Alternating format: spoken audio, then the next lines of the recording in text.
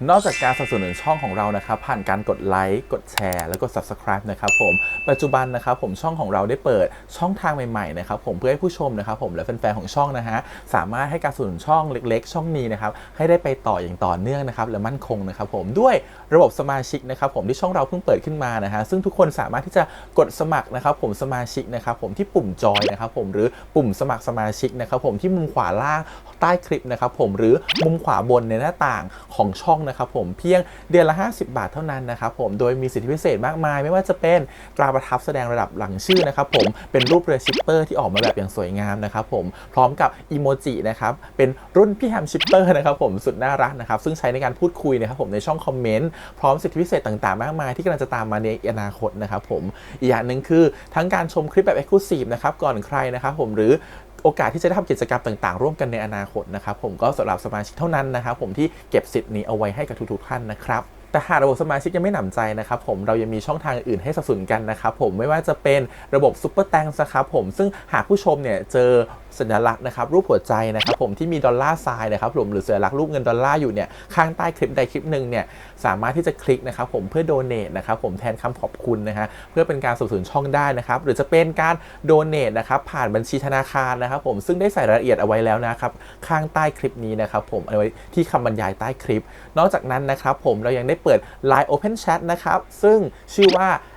ACS Channel Family นะครับผมก็เลยขอเชิญชาวช่องทุกคนนะครับผมเข้าร่วมห้องแชทได้โดยไม่มีค่าใช้จ่ายใดทั้งสิ้นนะครับผมเอาไว้พูดคุยแลกเปลี่ยนข่าวสารกันนะครับผมในครอบครัวของเราและผมได้จัดทำสติกเกอร์ลายรุ่น Lovely พี่แฮมนะครับชิปเปอร์นะครับเอาไว้เป็นสติกเกอร์ที่ใช้พูดคุยกันด้วยนะครับจะได้ใช้คุยกันในกลุ่มก็น่ารักดีนะครับผมหรือจะเอาไปใช้คุยกับเพื่อนๆส่วนตัวก็ได้นะครับไม่ติดอะไรเลยนะครับผมตั้งใจทำออกมามากๆนะฮะเพียงชุดละ35 บาทเท่านั้นนะครับผมใช้ได้ตลอดชีพนะครับผมก็หวังว่าทั้งหมดนี้นะครับผมจะเป็นเรื่องราวดีๆที่จะเกิดขึ้นกับช่องของเราและชาวช่องของเราทุกคนนะครับผมเพื่อมุ่งหน้าต่อไปสู่ปี 2023 ปีนี้และก้าวต่อไปด้วยกันอย่างมั่นคงนะครับผมอย่าลืมสนับสนุนกันนะครับขอบคุณครับ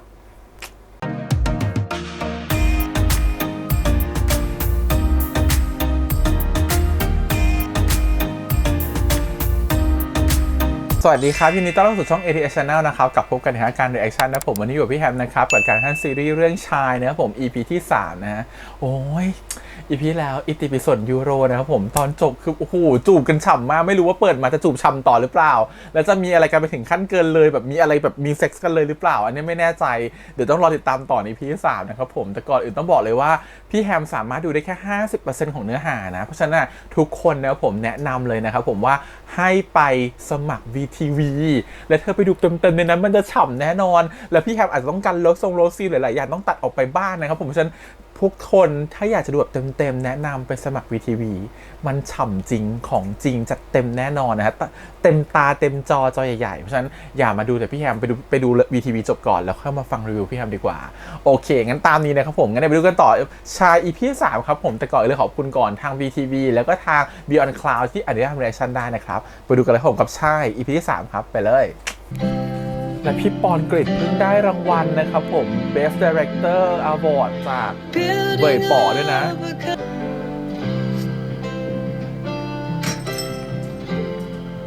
ธนาคมอุ๊ย ผมมีเรื่องให้ช่วย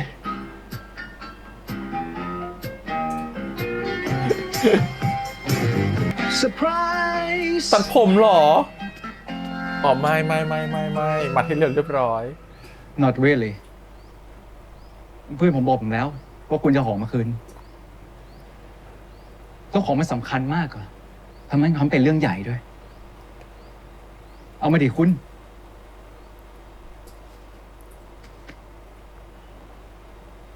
ของตกพื้นแล้วผมไม่ใช้ คุณเอาไปเถอะผมให้เอ้ยจะเอาอย่างอื่นปะล่ะหวังว่าคราวนี้จะไม่หนีแล้วนะ เรามาแข่งกัน ถ้าเราชนะปินต้องยอมให้เราสารต่อเรื่องที่ค้างกันเอาไว้ เรื่องไหนเหรอ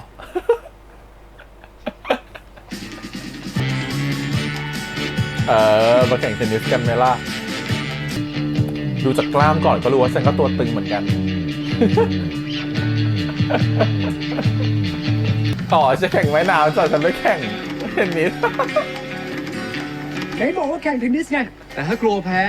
จะแคนเซิลก็ได้นะ ตายแล้วตายแล้วตายแล้วตายแล้วตายแล้วข้างล่างอย่าพึ่งไม่พร้อม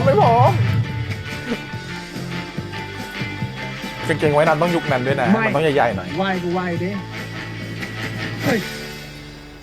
อุ้ยนี่มันกางเกงในรู้ไม่ใช่กางเกงไว้น้ เฮ้ยเฮ้ยเฮ้ย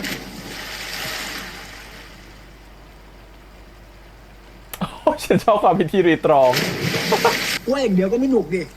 แข่งน้ำกันมา1 2 3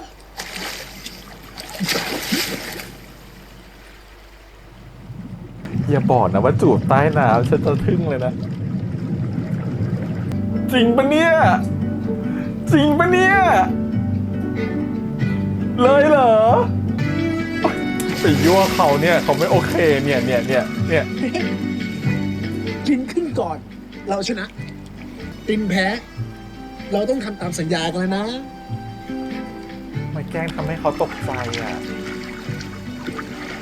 การโกงมันทำให้ทุกอย่างเป็นโมฆะคือ เว ชื่ ลา อเอโดรับ ตื่นยิ้มตื่นรักเป็นบ้าเลย กูรอมึงที่ขอร์ดเป็นชั่วโมง แล้วนี่มึงสนิทกันตั้งแต่เมื่อไหร่เนี่ย เอาละเว้ยไปยืนหนังสือมาเรียบร้อยแล้ว homosexual ผู้อ่านที่รัก เวลาที่ท่านเงยหน้ามองเมฆขาวบนฟ้ากว้าง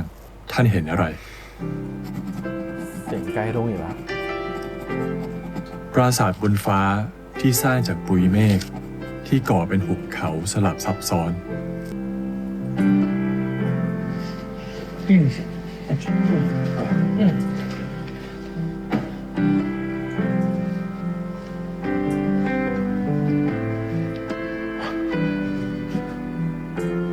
หรือเป็นกำแพงทะมึนที่บดบังตะวันเจิดจ้าอบอุ่น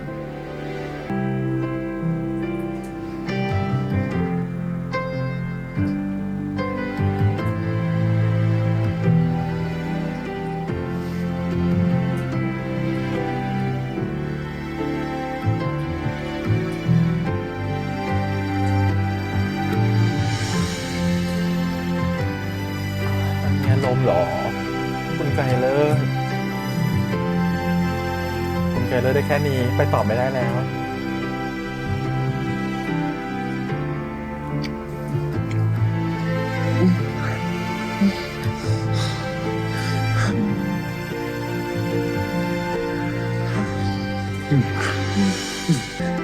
มีลูกกันเถอะ จบเลยหมดอารมณ์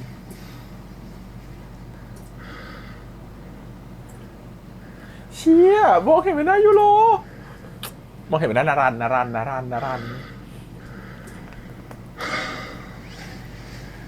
ผมขอโทษ ผมปวดหัว รังแต่จะก่อฝนกระหน่ำโหมพายุหิมะขาวโพลน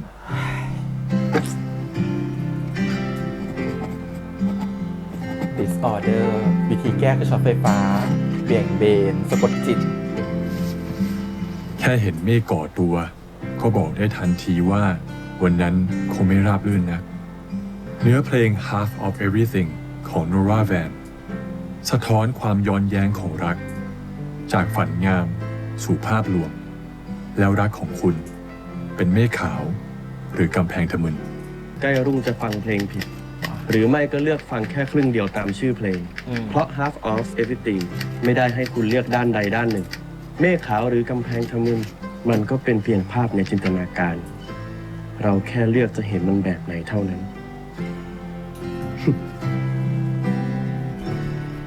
คุณสรสวรีตอบ ก็คือคุณนรันตอบคุณไกลเลิศ หากความรักนั้นเป็นกำแพงขวางกั้นอนาคตของท่าน ข้าพเจ้าเห็นว่า เราควรทลายกำแพงนั้นทิ้งเสีย ท้องฟ้าที่ไร้เมฆบางทีอาจร้อนจนทนไม่ได้ แต่ก็อาจส่องสว่างให้เห็นทางเดินต่อได้แจ่มชัด ใกล้รุ่ง สิงหาคม 2512 ไม่ได้แล้ว หมดอารมณ์แล้ว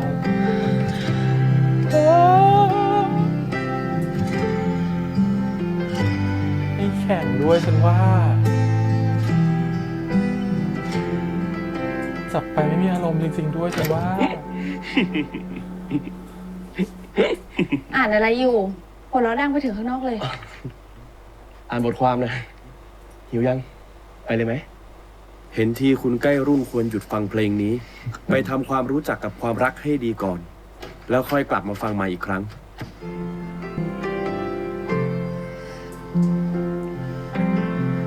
จริงๆเป็นความผิดของพ่อเทวีนะ ที่รู้อยู่แล้วว่าผู้ชายคนนี้ชอบผู้ชาย ยังจะจับมาแต่งงานกับลูกสาวตัวเองอีกเพราะคิดว่าจะแก้ได้ พันเอกไกรเลิศยืนยันลงไฟฟ้าใหม่ไร้ปัญหา ชาวบ้านเดือดร้อนก็แค่เข้าใจผิดไปเอง พร้อมท้าให้ตรวจสอบผลประโยชน์ เขียนเหมือนกันแน่กันแหนคุณชอบกล สยามในรีเมลนี่ ถ้าคุณพ่อยังอยู่แล้วก็ ช่างเถอะนักข่าวก็มีหน้าที่เขียนข่าวนะ บก.ก็ห้ามแล้วยังจะเขียนข่าวโจมตีเขาอีก เราก็ต้องหาทางให้ประชาชนรู้ว่าพวกรัฐบาลเนี่ยทำอะไรกับพวกเขาบ้าง ให้รู้ว่าพวกคนชั้นสูงเนี่ย มันก็ดีแต่เห็นแก่ตัว แล้วก็เอาแต่ได้ นี่ แค่บังเอิญว่าเกิดมาเป็นคนมีเงินเนี่ย ก็ต้องเป็นตัวอะไรในสายตานักประชาธิปไตยของเธอแล้วเหรอ เราไม่ได้ตั้งใจจะว่าดาวนะ พอพาว่างก็ดีนะ มันอันตราย พันเอกไกรเลิศเขาก็ไม่ธรรมดา เธอก็รู้ ไม่ธรรมดาจริงๆล่ะ จูบมาแล้วด้วย ขอบคุณนะดาว ไปหาของดับร้อนกันหน่อยไหมคิดถึงสมัยเรียนวชิราวุธใหม่ๆนะตอนนั้นอาใส่ชุดนักเรียนเตรียมอาหารมารับผมที่โรงเรียน สมัยนั้นอายังไม่ค่อยมีตังค์อ่ะเลยได้แต่พาตินมาเดินเล่นกินไอติมแบบเนี้ยอ่ะไหนตกลงเครียดเรื่องอะไรปรับตัวไม่ได้เหมือนตอนเด็กๆหรือเปล่าเนี่ยถ้าอยู่ที่โน่นคงได้หาจิตแพทย์แล้ว มันร้ายแรงขนาดนั้นเลยเหรอ ถ้าเป็นโรคก็ต้องรักษา แต่ถ้าเศร้าอะเดี๋ยวเวลามันช่วยรักษาทุกอย่างเอง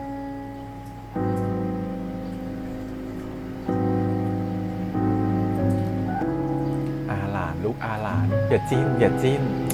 โอ้ย จะกี่ปีอาก็กอบผมเหมือนเดิมเป๊ะ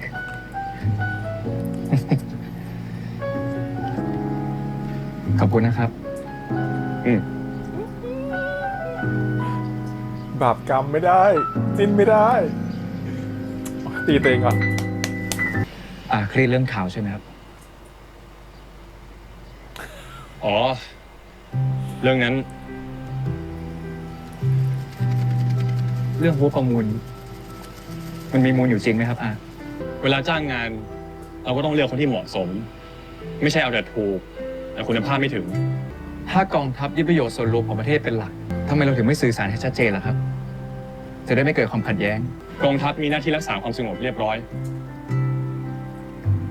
เราบอกข้อมูลเท่าที่ควรบอกแล้ว ที่เหลือก็ต้องเชื่อใจกัน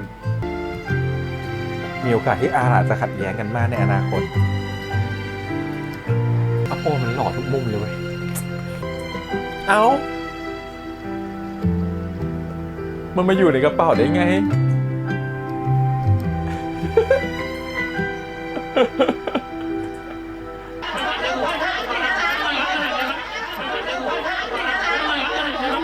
เชิญครับ ท่านคะ กองทัพจะเดินหน้าโครงการโรงไฟฟ้าห้วยคำแสงต่อไหมคะ แล้วท่านมีแผนรับมือกับกลุ่มต่อต้านยังไงคะท่าน กองทัพเคารพเสรีภาพตราบใดที่ไม่ล้ำเส้นกฎหมาย และไม่กระทบความมั่นคง หน้าที่เราคือรักษาความสงบเรียบร้อย ขอเน้นย้ำว่าเสรีภาพทุกอย่างต้องอยู่ภายใต้กฎหมาย ขอโทษนะครับ คนนั้นไม่กล้าถามแล้วแหละจ้องหน้าไปปุ๊บไม่กล้าถามเลยกลัวได้ถึงจูบ เอ้า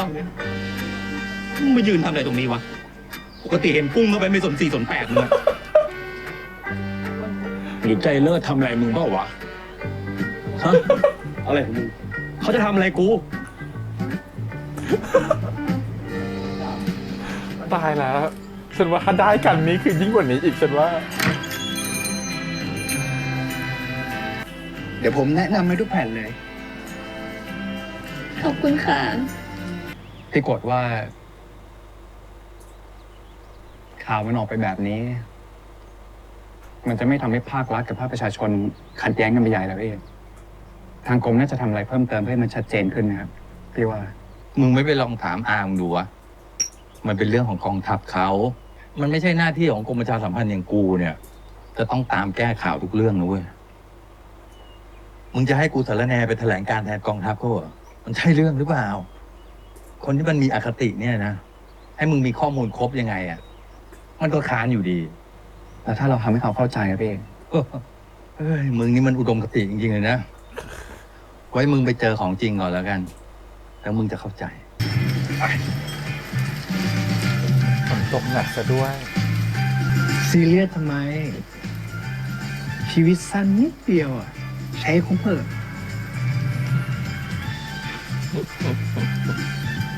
ผมว่าผมใช้คุ้มนะ ป้าไปเล่นในสวนกัน เฮ้ยฝนตกอยู่ ก็แค่เปียกป้าไม่ตายหรอกป้าไปเร็วไปไปไปอ่า คนละขั้วมากอะความคิดคนละแบบสุดๆ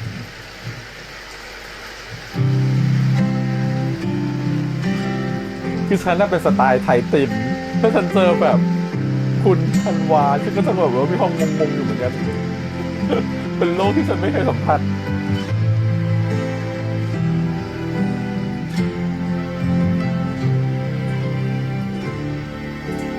เลยเขาไม่ต้องมองหน้าละครละเคลิมอะ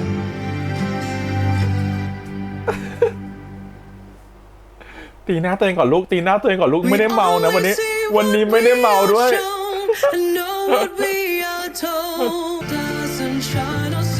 ตายฉันว่ามันคือแบบเปลี่ยนโลกของรินเลยอะ ตกลงเพราะชอบเอง หรือเพราะคนอื่นเขาชอบกัน ชอบก็คือชอบ แล้วคุณนะติ๊ปปี้อย่างงี้ไซเคเลิกล็อกกันดิผมก็ชอบทุกแนวนั่นแหละ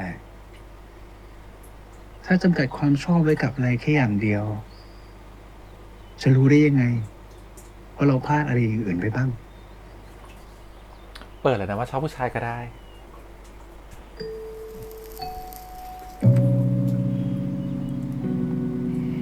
ผมกับ ดูต่ออีกหน่อยเธอะ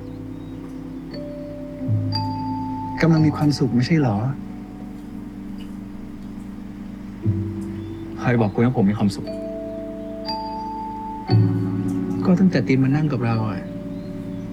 จริงยังไม่ขมวดคิ้วสักครั้งเลย ตายแล้วเขาสังเกตคุณตลอดเวลา มีความสุขใช่ไหม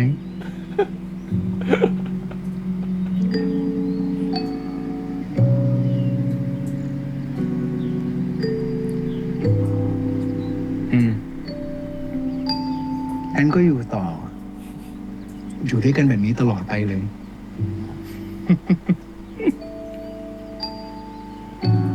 นานไปมั้ง ทีละโมเมนต์ ทีละโมเมนต์ เดี๋ยวก็กลายเป็นตลอดไปเอง เจ้าบทเจ้ากลอนอีกต่างหากนักแต่งเพลงจะไม่เคยเคลิ้มได้ยังไงฉันว่ายิ่งเอาเขาออกจากหัวไม่ได้ขึ้นเป็น2 เท่า ได้อะไรมาอันใหม่แล้วว่า หัวใจ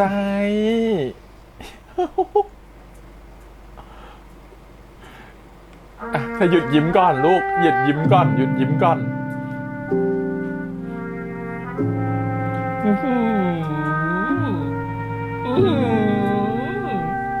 ต้องมีการมาเรียง ทีละโมเมนต์ ทีละโมเมนต์ ก็กลายเป็นนิรันดร์เอง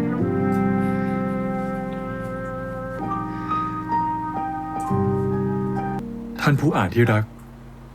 เห็นทีคนที่ไม่เข้าใจความรัก จะเป็นคุณสรัสวดี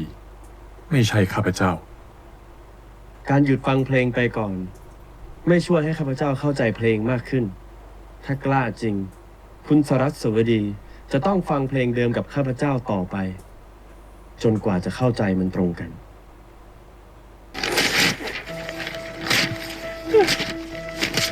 หงุดหงิด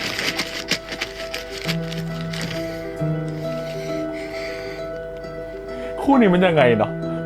ตีกันแล้วรักกันอย่างนี้เหรอ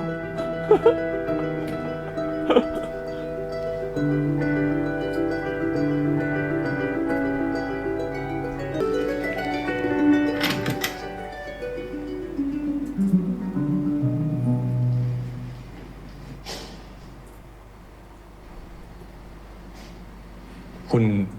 มาได้ไงอะ นายครับ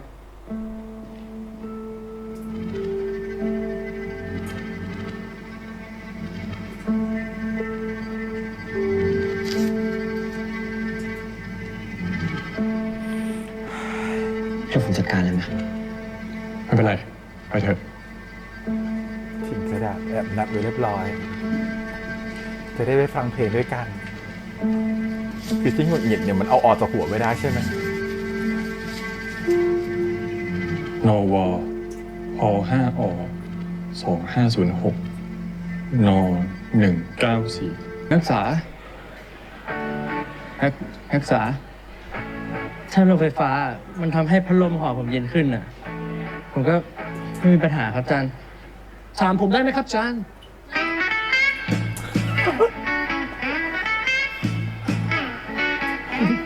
พยายามมากครับจาน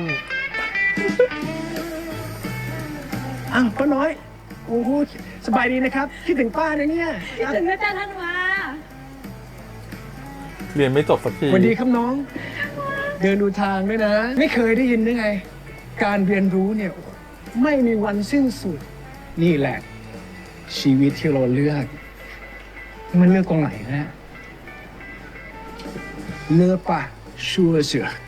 เสียงก็ชัวร์เสือ ไม่ต้องเลือกคือการเลือกแล้ว กรินว่าจะผิดไหมอะถ้าสมมติว่า นักศึกษารุ่นใหญ่เนี่ย กับอาจารย์พิเศษเนี่ยไม่แบบ เป็นนักศึกษา อย่าลามปาม นักศึกษารุ่นใหญ่กับอาจารย์พิเศษ พี่รันสวัสดีพี่ สวัสดีเป็นไง มาพี่ ตอนเนี้ยพี่แกทำงานอยู่สยามเดลิเมลเว้ย แล้วพี่แกจะมาสัมภาษณ์เรื่องห้วยคำแสง อ๋อ งั้นพี่คือคนที่เขียนข่าวเรื่องพระเดิม อาจจะมีนอกมีในกับไกลเลิศใช่ป่ะครับ ใช่ พี่เอง เฮ้ย พี่แม่งโคตรเจ๋ง แล้วผมชอบในตัวพี่มาก พี่รัน เมื่อกี้ผมเห็นลูกพระเดิมกับหลานไกลเลิศอะเดินอยู่ด้วยกัน ไม่ดูสนิทกันเชียว ผมว่าสองบ้านเนี้ยแม่งหัวมันชัวร์ มองเป็นเรื่องนั้น ว่าแต่พวกมึงจะไปปลุกระดมกับพวกรุ่นพี่อยู่วะ ก็ติดงานที่โรงแรมอ่ะ มึงก็ลาดิวะ มึงว่างใช่ จะได้ประชุมกันต่อเลย ว่างนะ ไปไหนกันล่ะ อุ้ยสวย ถ้ามึงว่างสวยแล้ว เพราะว่าวันเนี้ยพวกเราจะไปกินข้าวบ้านวิกเตอร์กันอุ๊ย หนังสือ มันคือรหัสหนังสือ อสูรยอดรัก ชื่อหนังสือเธอ Beauty and the Beast ปะเนี่ย จงดำรงตนไปตามวิถีของโลกนี้ ไม่มีความรักสำหรับเจ้า เปลือง หาเงินก็ไม่ได้ ยังแดกจุอีก อ้าว ทั้งมันเดี๋ยวไข่ดาวเนี้ยมันต้องปันส่วนอย่างเท่าเทียมกันเว้ย มึงไม่ต้องเลย พี่ว่า มึงอย่าเผยพูดแบบนี้ที่อื่นเว้ย เดี๋ยวคนต้องหาเป็นคอมมิวนิสต์เห็นไหม ยังไงซะแม่งก็ดีกับพวกเผด็จการทุนนิยมปะวะ No system is perfect. นี่ระบบไหนดี 100% หรอก Every system has its ทุกระบบ own มีปัญหา flaws. ทั้งนั้น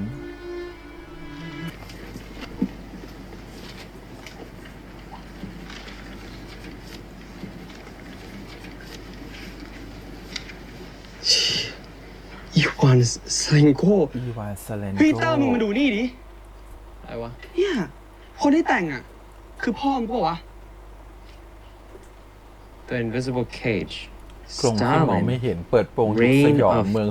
เมื่อสตาลินครองอำนาจ by Ivan โด Salenko ยอีวานเซเลนโก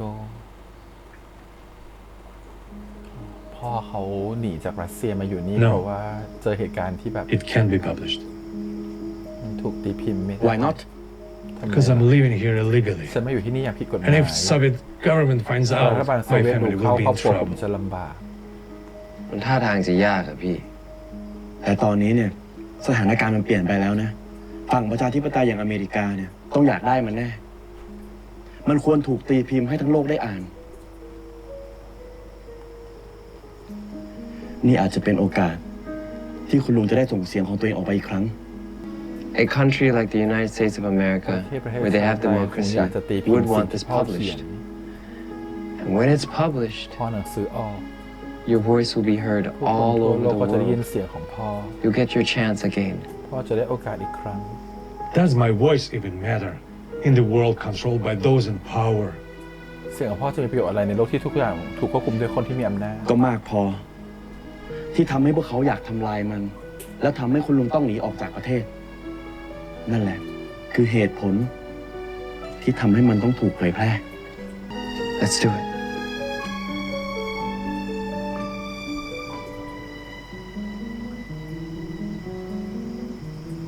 อ้าวจานตอนจบแล้วนี่ทำอะไรครับ มาเซอร์เวย์ข้อมูลนักศึกษาให้กับสภาพัฒน์เพื่อแก้ไขปัญหาโรงงานไฟฟ้าห้วยคำแสง ให้ตรงกับความต้องการของประชาชนคงไม่ใช่คุณคนเดียวมั้งที่พยายามเปลี่ยนประเทศ ผมก็ทำอยู่เหมือนกัน ได้งั้นมาถามผมสิก็นี่ไง นักศึกษา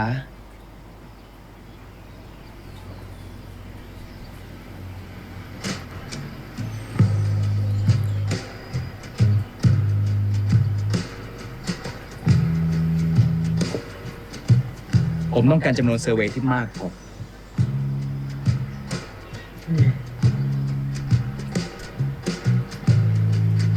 เพื่อนๆผมที่ชมรมอาสาพัฒนาไหมล่ะ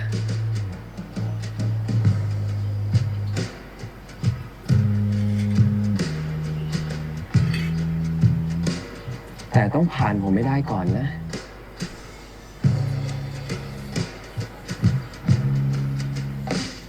รัฐบาลไม่ได้จะไล่ที่ชาวบ้านห้วยคำแสง แต่เขาแค่จะเอาความเจริญเข้าไปให้ และนำความเจริญสู่ชุมชน และการสร้างโรงงานเนี่ย มันต้องมีน้ำประปา มีไฟฟ้า มีถนน คิดแบบลูกทหารลานนายทุนอีกแล้ว ต่อให้ได้เงิน แต่ถ้าเจอควันพิษ น้ำเสีย จะอยู่ได้นานแค่ไหน ก็พอนี่ไงเขาถึงต้องมีมาตรการรักษาความปลอดภัยให้กับชุมชน แล้วไอ้ความเจริญแบบเนี้ยชาวบ้านเขาเคยขอเหรอ แต่ต่อให้เขาไม่ขอ คุณคงไปฟรีซเขาไว้เหรอ โลกมันต้องหมุนไปข้างหน้า คนกินหรูอยู่สบายแบบอาจารย์อ่ะ ก็คิดถึงแต่เรื่องความเจริญทางวัตถุแบบนี้แหละ การได้คุณฐานะทางเศรษฐกิจมาตัดสินว่าคนรวยแย่คนจนดีอ่ะ มันแฟร์แล้วเหรอ ผมอยู่ข้างเดียวคุณ ผมเป็นเด็กต่างจังหวัดโตมากับสวนเลยนะ เดี๋ยวกินผักดิบให้ดูฉันว่า ถ้าอยากเข้าใจนักศึกษากับชาวบ้านให้มากขึ้นนะครับ ก็ต้องกินอยู่ให้เป็นนะอาจารย์ อย่างแจ่วบองเนี่ย กินเป็นไหม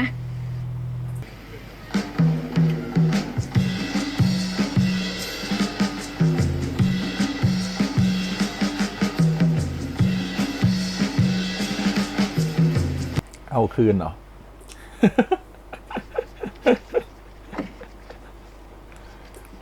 เจนซัดไม่เข้าใจ ไม่รู้สมัยนี้เขาสมุดเขาจะมีตัวอักษรอย่างนี้หรือเปล่านะ มันต้องมีตัวอักษรแบบทะเบียนอะหมวดหมู่ อยู่ตรงไหน ตู้ที่เท่าไหร่ เลขที่เท่าไหร่ อะไรอย่างเงี้ย ติดไว้ข้างหนังสือ ส่วนนี้อาจจะเข้ารหัสหมดแล้วมั้ง เพื่อคุณคนเดียว ทัศนะหน้าที่19 เพื่อคุณคนเดียว หน้าที่19 คุณบอกหน่อยได้ไหม ว่าตลอดเวลามา คุณมีความรู้สึกอย่างไรบ้าง ตาย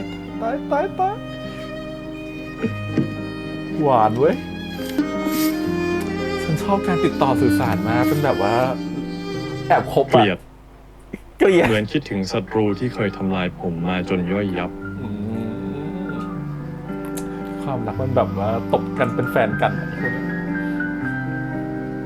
ตีกันแล้วรักกันอะพ่อแง่แม่งอนจริงๆ หนังสือพังหมด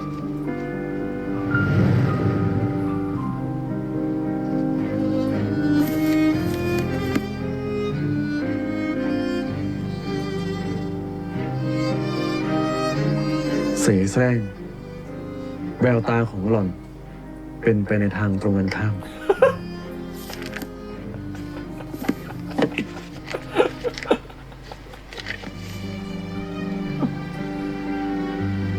ำลากันด้วยประโยคสุดท้าย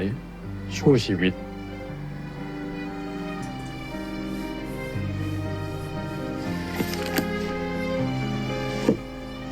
ถ้าอำลากันจริงมันไม่มาหาทุกวันหรอก โอ้ยชอบจังเลยอ่ะ เลิศอ่ะ ชีวิตปราศจากความหมายเสียแล้ว บัดนี้เธอรู้ความจริงแล้ว หนีไปให้พ้น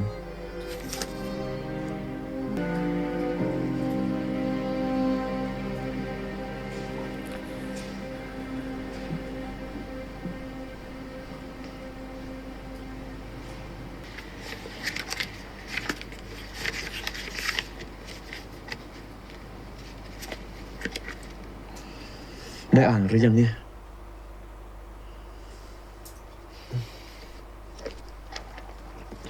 ทำไมวันนี้ไม่มีร้าน กำลังทำอะไรอยู่ ไหนบอกจะหายไปตลอดกาลไง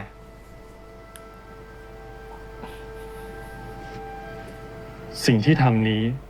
มันถูกต้องแล้วหรือ ไปหาอีกเล่มหนึ่งมาตอบเร็ว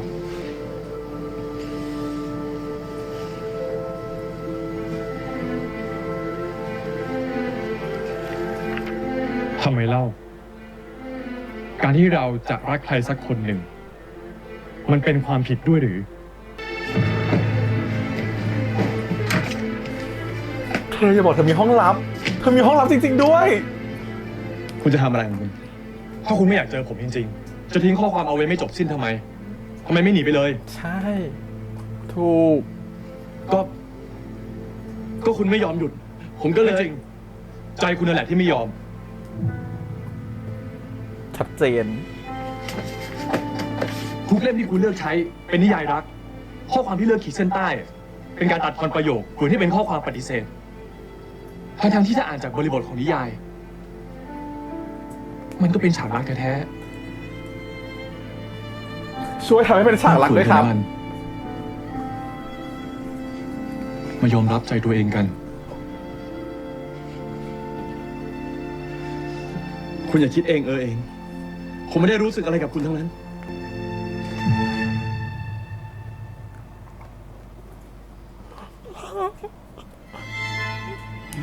ช่วยทำให้เป็นฉากรักด้วยจ้ะ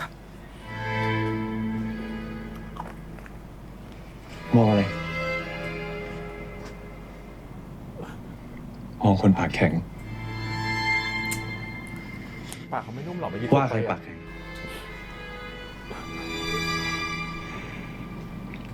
ถ้าคุณไม่รู้สึกอะไรกับผมจริงๆอะก็เดินหนีไปสิ จูบผมตบทำไม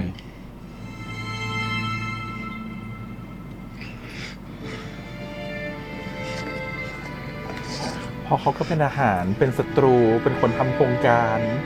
ถ้าเขาเป็นคนทั่วไปฉันคงรักเขาไปแล้ว ใช่ไหมล่ะนารัน แม่งเอ้ย แม่งเอ้ย โอ๊ยตายตายตายตายตายตายตายฉันทำบุญด้วยอะไรเนี่ยมาเห็นฉากนี้ ท่านผู้อ่านที่รัก อันที่จริงแล้ว อาจมีบางเพลงที่ฟังเท่าไหร่ก็ไม่เข้าใจ ตายตายตาย แต่บางครั้ง แค่ฟังและปล่อยให้ใจรู้สึกก็ดีเหมือนกัน ตายตายตายตายตายตายปลดเร็วมากคุณผู้พัน คุณผู้พันปลดเร็วมาก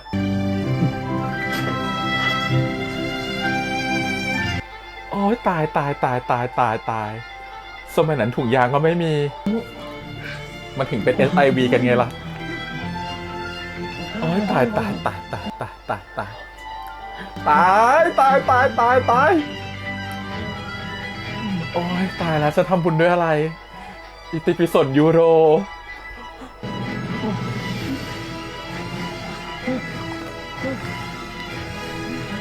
โอ้ยตายตายตายตายตายโอ้ยภาพนี้คนดู YouTube ไม่เห็นนะฮะทำบุญด้วยอะไรเนี่ย รักต้องห้าม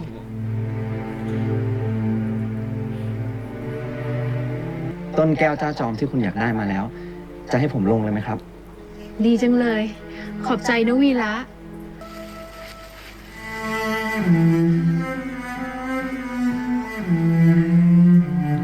อย่าบอกนะนี่ไม่ใช่จันดาราคือจะบอกว่าเทวีก็คือชอบเรือนร่างของวีระ แก้ปัญหาที่โครงสร้าง รอเลือกตั้งสมัยหน้า ประชาธิปไตยก็เป็นแบบนี้ ก็จริง ไม่ใช่อยากได้อะไรก็เดินลงถนน ตอนนี้เรามีประชาธิปไตยที่ไหนกันล่ะ ถึงต้องออกมาเรียกร้องกันแบบนี้ไง แต่การลงถนนไม่ได้ช่วยอะไร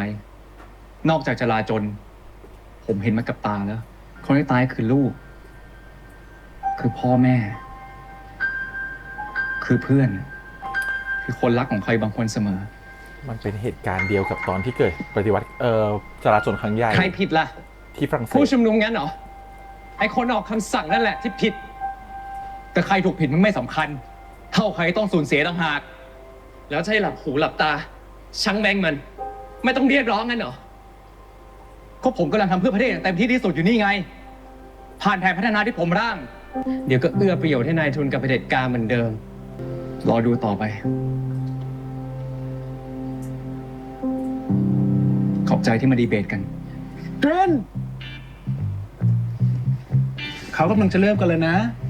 อาจารย์ยังคุยกับผมไม่เสร็จ เกรนเข้ามาฟังพี่เล่นดนตรี ลำโพงน่าจะดังนะครับ อยู่ตรงนี้ก็คงได้ยิน ไอ้น้อง ใจเย็นๆรู้ไหม มีความถึงเบาๆโอ้ยตายเธอชอบคนละละตินเลยเอ้าวิกเตอร์แล้วเธอก็ไปโยงเป็นเรื่องของการครอบครัวสองของแฟมิลี่มารักกันอีกใช่ไหมจบไปแบบความรักของธันวา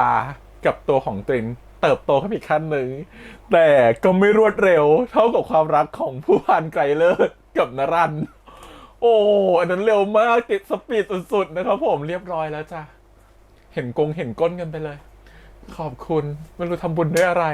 เติมเกย์ยิ่งกว่าสุดในสุดนะจ๊ะพวกเราทำบุญด้วยอะไรอ่ะเราถึงเห็นได้สนกับยูโรมาอยู่ด้วยกันขนาดนี้สนยูโรมีจริงนะจ๊ะอิติปิสนยูโรทำบุญได้แบบนั้นโอเคมาเรามาพูดคุยกันดีกว่ากับ EP นี้นะครับผมก็ EP นี้เนี่ยต้องพี่แฮมว่า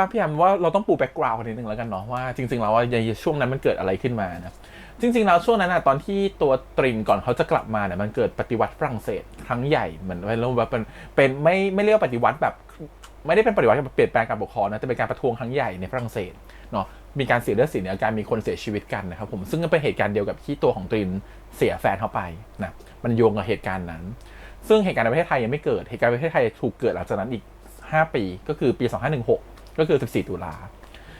ทีนี้ในยุคนั้นเนี่ยตั้งแต่ปี 2500 เนี่ยมันถูกทหารเนี่ยปกครองมาตลอดเนาะเป็นเผด็จการทหารเนี่ยทำตัวเหมือนกับเป็นประชาธิปไตยแต่ก็เลือกตั้งเป็นรัฐบาลทหารมาเรื่อยๆมีการเลือกตั้งแต่ทุกครั้งที่เลือกตั้งชนะก็จะเป็นรัฐบาลทหารตลอดนะครับผมทหารก็จะปกครองตั้งแต่ปี 2500 ยาวจนถึง 2516 ปี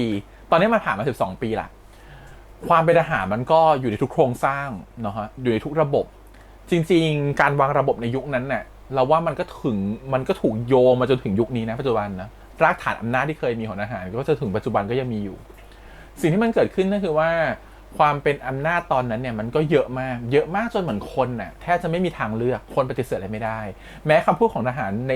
EP นี้จะเห็นว่าคำพูดทหารดูสวยหรูเนาะว่าเราจะทำทุกอย่างเพื่อปกป้องประชาชนรักษาสวัสดิภาพทำทุกอย่างเพื่อพัฒนาประเทศบลาบลาบลาบลาบลาแต่จริงๆแล้วส่วนหนึ่งมันก็จะมีการมีนอกมีในมีอำนาจเด็ดขาดบางอย่างที่ทำให้ประชาชนรู้สึกไม่มีสิทธิเสรีภาพในการตัดสินใจอะไรบางอย่างถามว่าทหารปกครองดีไหมก็ดีในมุมของการที่เขามีแผนพัฒนาทำให้ประเทศก้าวไปข้างหน้าแล้วก็นโยบายมันดำเนินได้รวดเร็วแต่ข้อเสียของบริการทหารคืออำนาจมันอยู่กระจุกอยู่ในกลุ่มใดกลุ่มหนึ่งรวมถึงเงินน่ะมันก็ไม่เข้านอกออกในอยู่ตรงนั้นแหละรวมถึงประเทศมันก็เหมือนกับว่าถูกจำกัดการพัฒนาอยู่ในมุมมองของทหารอย่างเดียวจนประชาชนไม่มีสิทธิ์จะเลือกมันก็ทำให้ประชาชนรู้สึกว่าไม่ไหวกับสิ่งที่ทหารทำในยุคนั้นเนาะจนเกิดเป็นการประท้วงครั้งใหญ่ขึ้นมาในช่วง 14 ตุลาแล้วก็มีการเสียเลือดเสียเนื้อกันเกิดขึ้นหลังจากนั้นเนี่ย3 ปีต่อมาก็มี6 ตุลา 2519อีกนะฮะอันนั้นก็พอเกิดจากการ ประท้วงครั้งใหญ่ใน2516เหมือนทุกอย่างมันจะดีขึ้นแต่มันก็ไม่ดีขึ้นจริงๆเพราะว่าสุดท้ายแล้วระบอบอะไรอย่างเงี้ยมันยังเปลี่ยนไม่ได้มันยังมีความเป็นรากฐานของทหารอะไรบางอย่างอยู่ก็เลยเกิดการประท้วงครั้งใหญ่อีกครั้งหนึ่งแล้วก็มีเสียชีวิตแล้วก็ทำให้คนตอนนั้นน่ะต้องหนีไปอยู่ในต่างจังหวัดเยอะต้องบอกก่อนว่าตอนนั้นในช่วงนั้นต่างจังหวัดมีขบวนการหรือมีกลุ่มคนที่เป็นแบบว่าเป็นเหมือนแบบเชื่อในความคิดแบบคอมมิวนิสต์เกิดขึ้นแล้วเพราะมันเป็นช่วงสงครามเย็นเนาะที่มันมีช่วงของการที่ว่าสหภาพโซเวียตจีนเนี่ยเขาเป็นคอมมิวนิสต์เนาะแล้วก็มีการลบกันด้วยแนวคิดกับทางฝั่งตะวันตกก็คือฝั่งยุโรปแล้วก็อเมริกามันก็เลยเกิดสงครามเย็นขึ้นคือสงครามทางความคิดเนาะแนวคิดแนวการปกครองอะไรอย่างนี้แล้วมันก็ลามไปจนถึงเวียดนามเหนือเวียดนามใต้เนาะลากลงมาแล้วก็ยาวมาถึงแบบกัมพูชาลาวอะไรเงี้ยโดนกันหมดแล้วมันก็เข้ามาถึงความคิดแบบนั้นก็เข้ามาในไทยก็คือคอมมิวนิสต์นะฮะถามว่าคอมมิวนิสต์มันไม่ได้แย่นะฮะคอมมิวนิสต์มันคือความแนวคิดที่เป็นสังคมนิยมแบบสุดโต่งนิดนึงก็คือเป็นสังคมนิยมที่มองว่าเราต้องมีเราสามารถจัดการทรัพยากรกันได้และแบ่งกันอย่างเท่าเทียมได้โดยมีแต่งตั้งคนขึ้นมาเป็นคนที่สามารถที่จะจัดการทรัพยากรให้ทุกๆคนได้อย่างเท่าเทียมกันซึ่งความคิดเนี่ยมันก็ถูกใช้ในโซเวียตแล้วก็ถูกใช้ในจีนในสมัยนั้นเนาะแล้วมันก็มีความคิดนี้เกิดเข้ามาอยู่ในประเทศไทยแต่ก็อยู่ในช่วงของอยู่ตามต่างจังหวัดเพราะว่ามันเหมือนกับชาวบ้านตามต่างจังหวัดเนี่ยเขารู้สึกว่าเขาไม่มีความเท่าเทียมเขาเสียเปรียบคนที่อยู่ในเมืองบลาบลาบลาแล้วก็แนวคิดนี้มันก็เข้าไปฝังรากอยู่ตรงนั้นแล้วเขาก็ใช้วิธีที่เหมือนกับว่าตั้งใจจะให้แนวคิดนี้มันเป็นป่าล้อมเมืองเนาะทำคล้ายๆกับตอนที่จีนก็คือทำเหมือนป่าล้อมเมืองก็คือเข้าเมืองหลวงก็เลยมีแนวคิดนี้กระจัดกระจายอยู่ตามต่างจังหวัดชุมชนทีนี้เนี่ยต้องบอกก่อนว่าแนวคิดของช่วงพอมันเกิดความคิดแบบนี้ขึ้นเนี่ยมันทำให้หลายๆครั้งอ่ะมันถูกเอามาใช้เป็นการแปะป้ายสื่อสมัยนั้นน่ะมันก็ไม่ได้มีอะไรที่คนจะรู้เห็นมากเนาะสื่อมันก็ถูกเขียนขึ้นมาโดยการโดนควบคุมเนาะควบคุมความเป็นสื่อมันก็ทำให้ถูกเขียนแปะป้ายไปว่าความเป็นคอมมิวนิสต์ไม่ดีเป็นตัวร้ายในสังคมเนาะพอมันถูกแปะป้ายว่าเป็นตัวร้ายเนี่ยเราก็แล้วยิ่งเหมือนมีตีประโคมข่าวว่าเห็นไหมคนเอาคอมมิวนิสต์มาเกิดแบบสงครามในเวียดนามอะไรบลาบลาบลามันทำให้พอถูกแปะป้ายปุ๊บแบบใครที่เป็นเหมือนคนที่มีความคิดแตกต่างก็จะถูกมองเป็นคอมมิวนิสต์ถูกตีความว่าเป็นคอมมิวนิสต์หรือชาวบ้านตรงนั้นน่ะที่เขาบอกจะไปห้วยคำแสงเนี่ยเขาก็มองว่าห้วยคำแสงมีพวกคอมมิวนิสต์อาศัยอยู่ฉันก็เลยแปะป้ายไปเรียบร้อยแล้วว่าเนี่ยคือคอมมิวนิสต์ทหารก็ต้องไปทำลายตรงนั้นทิ้งบางทีมันเป็นการแปะป้ายสำหรับคนที่เขาไม่ชอบเฉยๆนะบางทีเขาไม่ได้เพื่อเรียกร้องความเพื่อสร้างความเป็นธรรมให้กับการกระทำของเราทหารเฉยๆบางทีเขาไม่ได้เป็นคอมมิวนิสต์จริงๆก็ได้พอทำไมพี่แอนต้องพูดแบบนี้เพราะว่าพอเกิดปี2519เนี่ยที่เกิดการที่เหมือนกับว่าไม่โอเคอ่ะมันมีการไล่คนหลายคนมากๆไปต่างที่ออกแบบถูกทำร้ายแล้วเขาก็ต้องหนีตายกันไปอยู่ที่ต่างจังหวัดแล้วก็ไปร่วมกับกลุ่มคอมมิวนิสต์เพราะว่าเขาไม่ได้มีที่อยู่แต่เขาไม่ได้มีแนวคิดแบบคอมมิวนิสต์นะเขามีแนวคิดแค่เป็นประชาธิปไตยแบบเสรีภาพแบบประชาธิปไตยเสรีประชาธิปไตยแต่เขาต้องถูกผลักออกไปเพราะคิดว่าเพราะมันอยู่ที่นี่ไม่ได้มันโดนจับเพราะถูกแปะป้ายว่าเป็นคอมมิวนิสต์ก็ต้องหนีออกไปอยู่กับกลุ่มคอมมิวนิสต์สิ่งที่มันเกิดขึ้นคือมันก็ทำให้กลุ่มคอมมิวนิสต์ใหญ่ขึ้นจนมายุคต่อมาเนี่ยหลังจากนั้นเนี่ยเขาก็มีนโยบายที่อยากจะให้คนน่ะรู้สึกว่าไม่มีความเป็นคอมมิวนิสต์แล้วก็เปิดรับให้คนกลับบ้านโดยไม่มีความผิดก็เป็นนโยบายของทางพลเอกเปรมติณสุรานนท์เนาะเขาก็เลยเลือกที่จะทำโดยการที่โอเคถ้าคุณอยู่ต่างจังหวัดที่เป็นคอมมิวนิสต์คุณสามารถที่จะกลับเข้ามาได้แล้วก็ไม่มีไม่ผิดกฎหมายไม่ต้องถูกจับติดคุกมันก็ทำให้คนที่รู้สึกว่ามีอุดมการณ์ที่แตกต่างกันที่เคยโดนไล่ไปหรือหนีไปในช่วง2519เนี่ยเลือกที่จะกลับมาขณะเดียวกันในช่วงตอนนั้นเนี่ยประมาณปี2522ถึง2525เนี่ยกลุ่มคอมมิวนิสต์ก็เริ่มแบบมีอำนาจน้อยลงในต่างจังหวัดเพราะว่าอะไรเพราะว่ามันเป็นนโยบายของการที่ให้ถนนเข้าไปถึงต่างจังหวัดมีถนนมีประปาใช้มีไฟฟ้าใช้ไปถึงต่างจังหวัดพอคนมันเริ่มสบายขึ้นนะฮะคนมันก็รู้สึกว่าการเป็นคอมมิวนิสต์ที่พยายามจะอยู่ในกลุ่มต่างจังหวัดมันก็ทำให้ฉันสบายขึ้นเลยแต่รัฐบาลก็เอาความสบายมาสู่ฉันแล้วมีถนนหนทางทุกอย่างฟาซิลิตี้ดีขึ้นมันก็รู้สึกว่าความคิดแบบคอมมิวนิสต์มันก็ไม่เวิร์กชาวบ้านที่เคยเป็นพวกกับคอมมิวนิสต์ก็เริ่มไม่สนับสนุนคอมมิวนิสต์แล้วพอรู้สึกว่าสิ่งที่คอมมิวนิสต์เรียกร้องไม่ได้ช่วยฉันสบายขึ้นก็เลยเริ่มแตกออกจากกันนะรวมถึงความคิดของคนที่เป็นหัวระดับผู้นำเนี่ยก็ตีกันเองด้วยมันก็ทำให้ความเป็นคอมมิวนิสต์ที่เป็นกลุ่มก้อนมันอ่อนแอลงมันก็อ่อนแอลงถึงจุดที่สุดท้ายก็สลายไปเนาะ ทำไมพี่แอมต้องเล่าแบบนี้เมื่อกี้มันมีการเถียงกันระหว่างตรินกับตัวของวิกเตอร์ว่าตรินเนี่ยอย่าเอาถนนไฟฟ้าประปาไปอยู่ที่ห้วยคำแสงเนาะทำให้ห้วยคำแสงเจริญขึ้นแต่วิกเตอร์มองว่าสิ่งนั้นเป็นสิ่งที่รัฐบาลกำลังยัดเยียดไปให้กับชาวบ้านที่เขาเป็นชุมชนเกษตรเขาอาจจะไม่ต้องการสิ่งนี้ก็ได้ทำไมต้องสิ่งนี้ไปยัดเยียดเขาทำไมต้องความทันสมัยหรือเทคโนโลยีต่างๆเข้าไปยัดเยียดว่าเขาต้องการสิ่งนั้นเข้าไปรุกรำพื้นที่เขาไปรุกรำพื้นที่ทำกินเขาการตัดถนนมันก็ต้องกินที่ทำกินเนาะการทำไฟฟ้าการทำประปาก็ต้องไปยึดที่ทำกินของคนอื่นอะไรเงี้ยการทำแบบนั้นมาทำให้ไปรุกรำที่คนอื่นแล้วชาวบ้านจะพอใจได้อย่างไรทำไมถึงต้องเป็นแบบนั้นนั้นมันก็เลยเหมือนกับว่าความคิดของวิกเตอร์เป็นความคิดที่เขามองว่าการที่คุณไปยึดที่ทำกินของคนอื่นมันเป็นความผิดมาหรือว่าแล้วก็มองอีกว่ามันไม่ใช่ความแฟร์มันเป็นสิ่งที่นายทุนคิดเอาไว้ว่ามันจะเวิร์กแต่มันจะไม่ได้เวิร์กก็ได้มันเป็นสิ่งที่นายทุนต้องการเพราะทำไปแล้วได้เงินโดยไม่ได้สนใจความเป็นอยู่ของชาวบ้านและวิถีชีวิตของชาวบ้า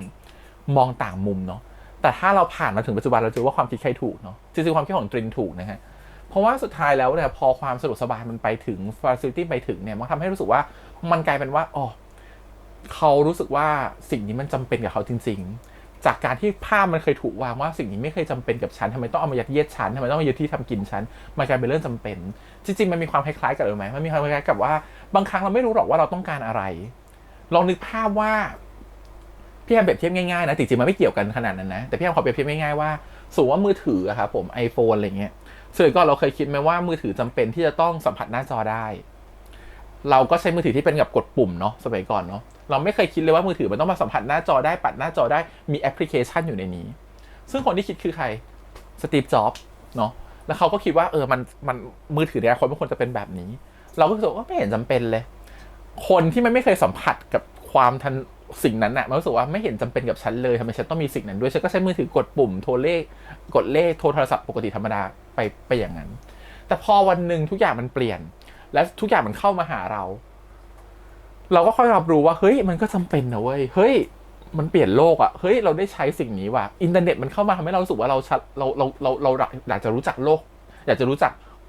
สิ่งที่มันเกิดขึ้นคอนเนคกับคนอื่นมากยิ่งขึ้นเนี่ยมันคือสิ่งที่เหมือนกับแบบเราไม่คิดมาก่อนว่ามันจะจำเป็นกับเราแล้วก็ไม่ได้สนใจว่ามันจะเป็นหรือไม่จำเป็นแล้วก็ไม่รู้ว่าการที่คุณมาเปลี่ยนแปลงวิถีชีวิตฉันต้องมาซื้อมือถือใหม่มันเป็นการรบกวนฉันนะแต่การรบกวนนั้นน่ะบางทีมันทำให้เกิดสิ่งใหม่ขึ้นมาที่มันต่อยอดไปสู่สิ่งใหม่ที่มันดีกว่าได้นั่นแหละมันคล้ายๆกันคือการที่ชาวบ้านเขาก็ไม่รู้หรอกว่าถนนหนทางเข้ามาน้ำประปาเข้ามามันจะดีกับเขาหรือเปล่าแต่พอสุดท้ายมันเข้าไปแล้วมันดีมันก็ทำให้เขาตัดสินใจได้ว่าโอเคเขาก็ไม่จำเป็นต้องเชื่อแบบนี้เนาะเขาก็เชื่อแบบนี้ก็ได้พอมันเป็นแบบนี้สิ่งที่มันเกิดขึ้นก็คือว่าเราจะเห็นว่านักศึกษายุคนั้นน่ะก็จะมีการเรียกร้องประชาธิปไตยจริงๆแหละแต่ก็จะมีกลุ่ม2กลุ่มแล้วก็ส่งแบ่งไปหลายๆกลุ่มที่มีความคิดแบบต้องการความเท่าเทียมสุดๆเลยนะครับผมแบบสังคมนิยมแล้วก็มีกลุ่มที่คิดแบบประชาธิปไตยจริงๆคือทุกคนมีสิทธิ์เลือกเนาะแล้วก็มีความคิดแบบต้องการที่จะยุบทุกอย่างทิ้งและเริ่มต้นใหม่ทุกอย่างถูกควบคุมและจัดสรรทรัพยากรแบบคอมมิวนิสต์จริงๆวิกเตอร์มีความก้ำกึ่งนะวิกเตอร์ไม่ใช่ประชาธิปไตยจริงๆขนาดนั้นวิกเตอร์มองว่าทุกคนต้องแฟร์วิกเตอร์มองว่าถ้าคุณเลือกตั้งคุณแก้อะไรไม่ได้คุณต้องแก้ที่โครงสร้างคุณก็ต้องลงถนนสิถ้ามัวแต่เลือกตั้งโอ้โหนี่มันมีความเหน็บแนมปัจจุบันอยู่เนาะมัวแต่เลือกตั้งแล้วสุดท้ายเป็นไงล่ะเลือกมาแล้วได้อะไรไหมไม่ได้อะไรเลยจนมันวุ่นวายอยู่แบบทุกวันนี้ก็ไม่เห็นมันมีอะไรดีขึ้นคล้ายๆกันเพราะสุดท้ายเลือกตั้งมันเป็นทางออกปัญหาหนึ่งครับแต่ไม่ใช่ทางออกทุกอย่างถ้าจิตใจคนมันยังควบคุมไม่ได้คนน่ะเหมือนที่พ่อของวิกเตอร์บอกเลยว่าระบบไหนมันก็มีจุดอ่อนทั้งนั้นแหละไม่มีระบบไหนดีที่สุดมันจะดีก็ต่อเมื่อคนในประเทศมันดีหรือมันมีระบบป้องกันภัยบางอย่างที่ทำให้คนประเทศรู้สึกว่าฉันทำผิดไม่ได้นั่นคือสิ่งที่พ่อวิกเตอร์เรียนรู้มาจากการอยู่ที่รัสเซียเนาะจากความคิดของสตาลินต่างๆแล้วก็ทำให้เขาต้องเปลี่ยนแปลงแล้วเขาสึกว่าเฮ้ยระบบคอมมิวนิสต์ของบ้านเขาก็ไม่ดีขนาดนั้นเพราะว่า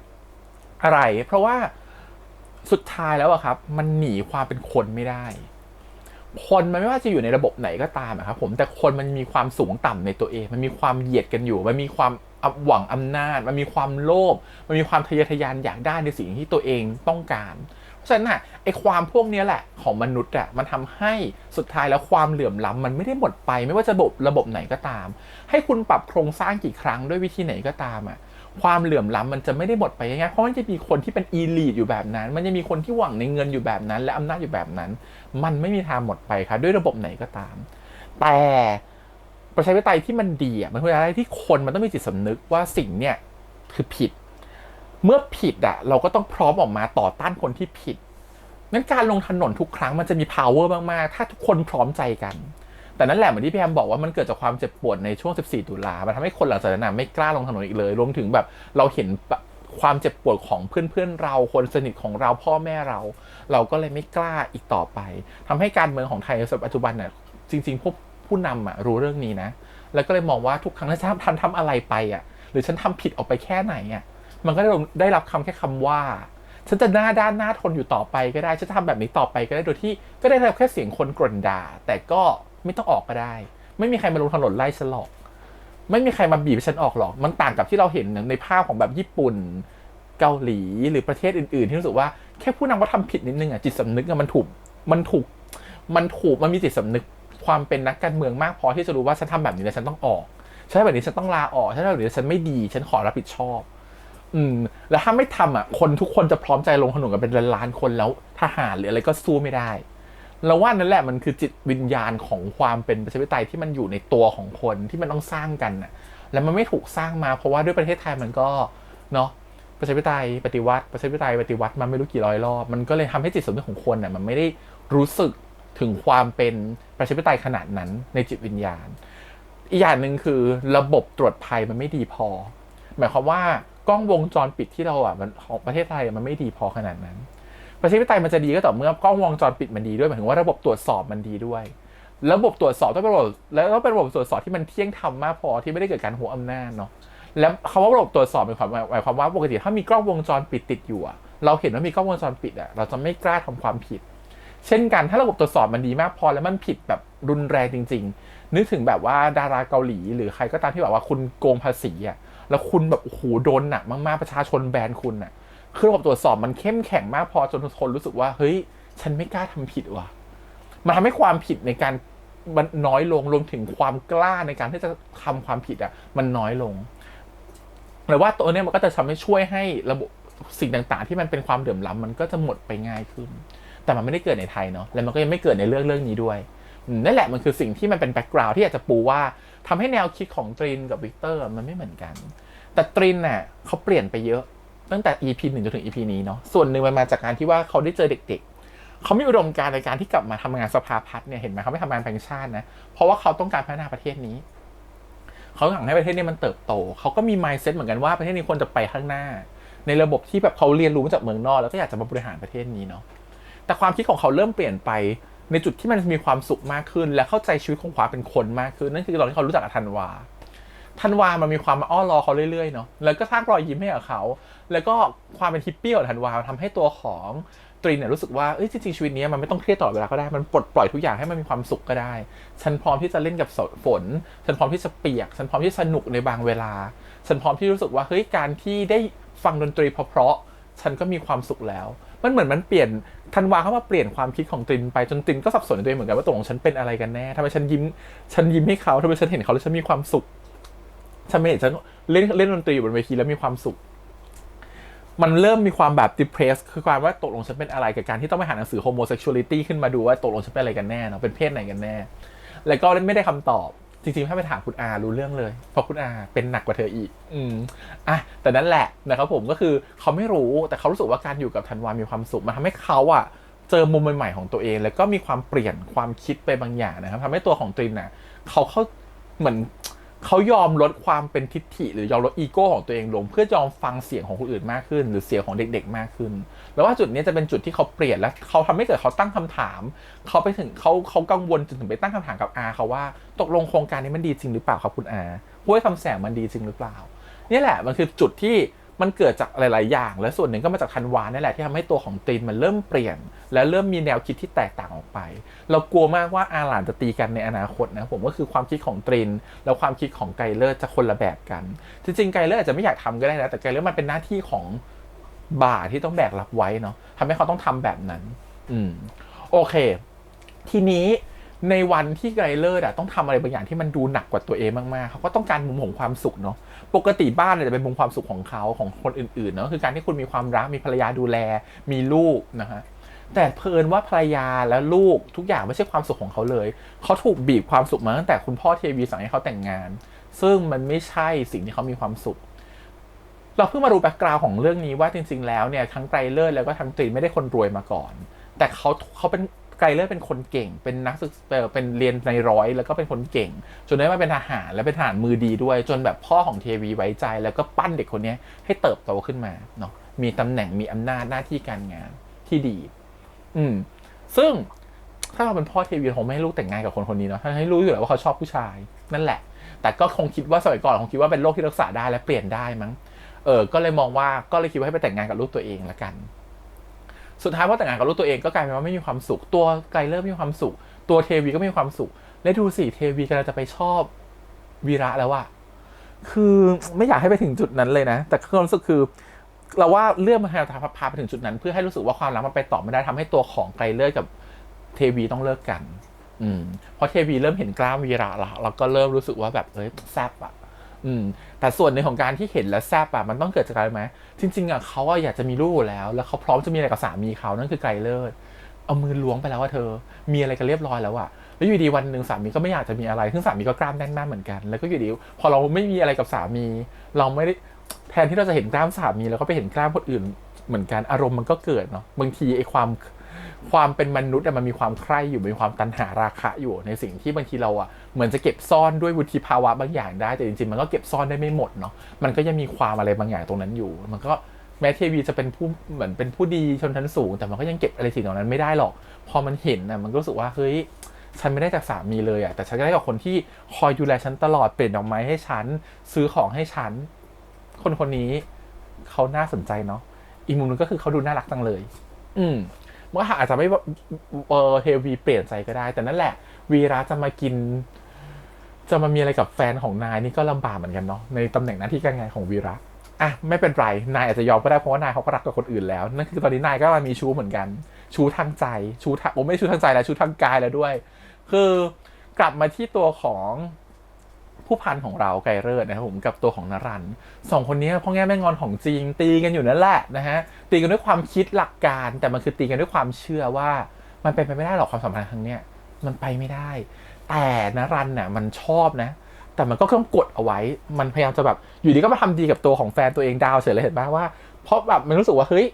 ฉันทำผิดมาเฮ้ยฉันชอบผู้หญิงเว้ยมันมีการกดความรู้สึกอะไรบางอย่างของตัวเองเอาไว้อยู่จากการถูกกวนจากการโดนจูบโดยตัวของไกรเลอร์แล้วมันก็มีความต่อล้อต่อเถียงกันแล้วสุดท้ายมันก็ต่อล้อต่อเถียงกันในสมุดหนังสือนะฮะในห้องสมุดถ้าใครแบบเป็นเด็ก Gen Z ไม่เข้าใจคือจริงๆเนี่ยมันสมัยก่อนหนังสือสมัยก่อนมันจะมีการเขียนหมวดหมู่แล้วเขียนตัวเลขกำกับเอาไว้ต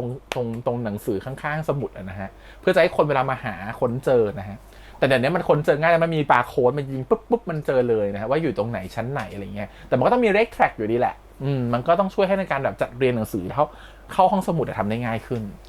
ซึ่งเขาก็เลยเขียนข้อความมาขีดกันในห้องสมุดก็เป็นห้องสมุดเจ้าของคือไกรเลอร์อยู่แล้วเนาะก็เขียนไปเถอะเขาเขียนตอบโต้ไปตอบโต้กันมาแต่นั่นแหละประเด็นมันอยู่ที่ว่าถ้าคุณน่ะไม่ชอบผมจริงๆคุณหนีไปแล้วทำไมคุณต้องกลับมาสนใจผมอีกนั่นคือคำถามของไกรเลอร์เนาะ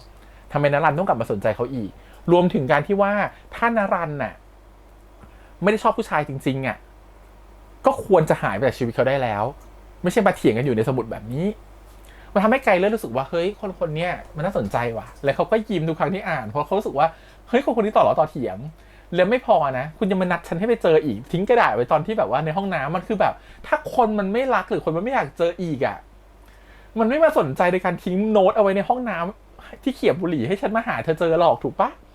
คือเหมือนกับแบบต่อล้อต่อเถียงกันในบทความมันไม่พอไงมันต้องมาต่อล้อต่อเถียงกันในหนังสืออีกมันทำให้ตัวของไกรเลอร์ซึ่งมีประสบการณ์ในการชอบผู้ชายมาก่อนมันรู้อยู่แล้วว่าสิ่งเนี้ยมันไม่ใช่เรียกว่าการที่เถียงกันหรือตีกันแล้วแต่มันรู้ว่าเธอไม่กล้าออกมาจากมุมมืดของเธอมากกว่าเหมือนที่เธอกล่าวหาว่าฉันไม่กล้ามาจากมุมมืดในเรื่องของการที่มันก็คือไม่ต่างกับเธอเลยเพราะฉะนั้นการที่เรามานั่งเถียงกันด้วยเขาเถียงกันด้วยบทเพลงเนาะเกี่ยวกับก้อนเมฆว่าบางครั้งก้อนเมฆมันก็คือการที่มันบดบังแสงแต่ในบางครั้งก้อนเมฆมันก็คือ สิ่งที่ทำให้มองทะลุออกไปว่าข้างหลังมีแสงสว่างอยู่ แต่ก้อนเมฆนั้นและก้อนเมฆมันก็เบาจนเราสามารถเดินทะลุออกไปได้แต่เขาก็เถียงกันเนี่ยสิ่งที่มันเถียงกันนะนรันเถียงกลับไปว่าเธอฟังเพลงไม่จบหรือเปล่าว่าเพลงนี้ที่เขาร้องมันไม่ใช่บอกว่าก้อนเมฆเป็นสิ่งที่ไม่ดีแต่มันคือการทำให้คนต้องคิดว่าเธอจะเลือกทางไหนระหว่างเดินทะลุก้อนเมฆไปเจอความรักเจอแสงสว่างหรือเธอจะเลือกที่จะอยู่หลังก้อนเมฆแบบนั้นต่อไปพอมันพูดแบบนี้มันทำให้ตัวของไกลเลอร์คิดว่าเฮ้ยการที่ยูตอบโต้ไอแบบเนี้ยก็แสดงว่ายูก็มีใจนะเว้ยเพราะไม่งั้นยูจะแบบเชียร์ให้ไอเดินผ่านก้อนเมฆทำไมแล้วยูจะบอกทำไมว่านี่เพลงรักแล้วหนังสือที่ยูเอาไปเทคโน้ตไปเขียนโน้ตไว้ก็เป็นหนังสือรักหมดเลยแล้วบริบทเกี่ยวกับความรักหมดเลยเพราะฉะนั้นยูอย่าปฏิเสธใจตัวเองเลยยูชอบไอชัวร์ลากเข้าห้องเลยจ้ะแล้วก็เฮ้ยลากเข้าห้องเลยแล้วก็คือเหมือนกับว่าอีกคนนึงก็แบบอย่าฉันไม่ได้คิดแบบนั้น